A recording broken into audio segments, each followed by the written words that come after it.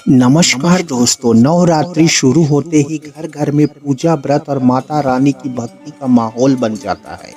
लेकिन इसी बीच एक सवाल बहुत लोगों के मन में आता है, क्या नवरात्रि में नींबू काटना सही है या गलत?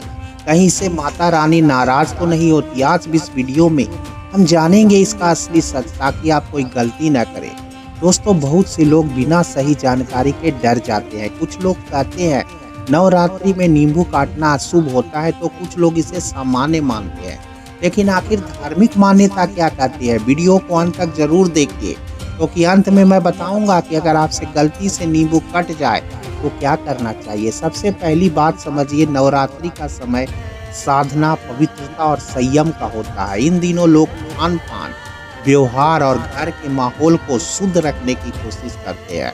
अब बात आती है नींबू की। नींबू अपने आप में कोई अशुद्ध चीज नहीं है, यह एक सामान्य फल है और कई लोग व्रत में इसका सेवन करते हैं। इसलिए नींबू काटना अपने आप में पाप या बड़ा दोष नहीं माना जाता। लेकिन यहाँ ध्यान देने वाली बात यह है कि अगर आप नवरात्रि में बहुत कड़ा नियम से व्रत कर रहे हैं, पूजा पाठ में पूरी सात्विकता रखना चाहते हैं, तो कई लोग इन दिनों अनावश्यक काट छाट, तामसिक काम या रसोई के भारी काम से बचने की सलाह देती है। यानी सीधी बात यह है कि नवरात्रि में नींबू काटना पूरी तरह गलत नहीं है, लेकिन कई घरों की परंपरा और मान्यता के अनुसार लोग इससे बचते हैं।